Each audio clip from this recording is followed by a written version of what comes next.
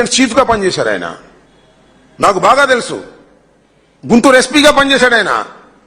Very very reasonable sincere officer. ఆయన ఎస్పీగా పనిచేసినటువంటి ప్రతి చోట కూడా నేరస్తులు గడగడలాడేవారు. విజయవాడ కమిషనర్గా పనిచేశాడు. ఎన్ని కూడా తెలుగుదేశం ప్రభుత్వంలోనే, కాంగ్రెస్ ప్రభుత్వంలో కాదు, తెలుగుదేశం ప్రభుత్వంలోనే విజయవాడ కమిషనర్గా పనిచేశాడు. ఇక్కడ గుంటూరు ఎస్పీగా పనిచేశాడు. అలాంటి వ్యక్తిని ఒకసారి సస్పెండ్ చేసి పారేశారు, జైల్లో పెట్టారు, అరెస్ట్ చేసి జైల్లో పెట్టారు. ఒక ఐపీఎస్ ఆఫీసర్ని, ఇద్దరిని సస్పెండ్ చేశారు. వీళ్ళందరూ కోర్టుకు వెళ్ళారు, హైకోర్టుకు వెళ్ళారు. అయితే పిఎస్ఆర్ ఆంజనేయులు గారు బెయిల్కి వెళ్ళలేదు కాబట్టి ఆయన అరెస్ట్ చేశారు, లోపల ఉన్నాడు. తర్వాత బెయిల్ మీద వచ్చాడు. కర్మ ఇద్దరు ఐపీఎస్ ఆఫీసర్లు కోర్టుకు వెళ్ళారు. ఏమిటి అన్యాయం సార్? కోర్టు వారు చెప్పండి. మేము ఎవరో ఇచ్చినటువంటి ఫిర్యాదు మీద దాన్ని రిజిస్టర్ చేసి చట్టబద్ధంగా మేము వెళ్ళి బాంబేలో ఉంటే పట్టుకొచ్చాం. ఎక్కడ చట్టాన్ని డీవియేట్ కాలేదు. మేము అక్కడ పోలీస్ స్టేషన్కి ఇన్ఫార్మ్ చేశాం, కోర్టుకి ఇన్ఫార్మ్ చేశాం. అక్కడ నుంచి ట్రాన్సిట్ వారెంట్ తీసుకొని ఇక్కడ తీసుకొచ్చి కోర్టులో ప్రొడ్యూస్ చేశాం. కోర్టు వారు రిమాండ్ ఇచ్చారు. ఇంత పగడ్బందీగా మేము చేస్తే మా మీద కేసు పెట్టి మమ్మల్ని అరెస్ట్ చేయాలనుకుంటున్నారు. ఈ ధర్మమేనా కోర్టు వారు అని హైకోర్టుని అడిగితే హైకోర్టు ఆగండి అంది. ఆగండి, మళ్ళా మేము చెప్పేంత వరకు దీనిలో ఏ చర్యలు తీసుకోవడానికి వీల్లేదు.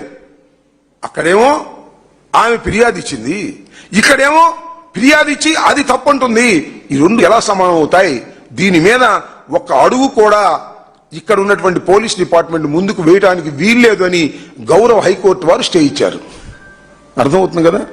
అక్కడ దాని మీద కేసు ఇచ్చారు, స్టే ఇచ్చారు. ఇక్కడేమో జత్వాని నిర్దోషి కాదు, దోషి. ఆధారాలు ఉన్నాయి, డబ్బులు వసూలు చేసిన మాట వాస్తవం. 4 లక్షల చిల్లర ఆమె అకౌంట్లో పడ్డాయి అని స్పష్టంగా చంద్రబాబు నాయుడు గారి నాయకత్వంలో ఉన్న ప్రభుత్వంలో సిఐడి పెట్టింది. అంటే దీనికి ఏం సమాధానం చెప్తారు చంద్రబాబు నాయుడు గారు? సందు దొరికితే బురద జల్లేయటమా? అభూత కల్పనలు సృష్టించటమా? ప్రజల్ని ఇబ్బంది పెట్టే కార్యక్రమాలు చేయటమా? పోలీసు వ్యవస్థని ఇంత దారుణంగా ఉపయోగించుకున్నటువంటి ప్రభుత్వం. నాకు ఇప్పుడు 70 ఏళ్ళు, చంద్రబాబు కన్నా ఒక 5-6 ఏళ్ళు చిన్నోడిని. ఇంతవరకు నేను చూడలేదని మనం చేస్తున్నా. పోలీసుల్ని ఉపయోగించి పోలీసుల్ని అరెస్ట్ చేసి పారేశాడు. శభాష్ చంద్రబాబు, నీకు అసలు గోల్డ్ మెడల్ ఇవ్వాలని చెప్తున్నా. ఇలాంటి దుర్మార్గం అండి, ఇంత అన్యాయం అండి. తడిగొడ్డలతో గొంతులు కోయటువంటి ఇది కాదండి. మమ్మల్ని ఏదేదో ఇష్టం వచ్చినట్టు మాట్లాడుతున్నావు నువ్వు. ఇంత దారుణంగా పోలీసు అధికారుల్ని వాళ్ళు ఏం చెప్తావు చెప్పు, నాకు అర్థం కాల. అరెస్ట్ చేశావు పిఎస్ఆర్ ఆంజనేయులు గారిని, లోపల పెట్టావు. మరి ఇద్దరు ఐపీఎస్ అధికారులు. ఐపీఎస్ అంటే ఏం చిన్న విషయం నాకు తెలియదు. ఐపీఎస్ ఐఏఎస్ అంటే ఎంత కష్టపడి చదువుకుంటారు. వాళ్ళకి ఏమైనా రికమెండేషన్ మీద వస్తుందా? లేకపోతే నువ్వు టిక్కు పెడితే వస్తుందా? లేకపోతే మేము టిక్కు పెడితే వస్తుందా? ఎంతో కష్టపడి చదువుకొని టాప్ ర్యాంకులు తెచ్చుకొని ఇండియన్ పోలీస్ సర్వీస్లో చేరినటువంటి వ్యక్తిని టకమని కొట్టేశావు.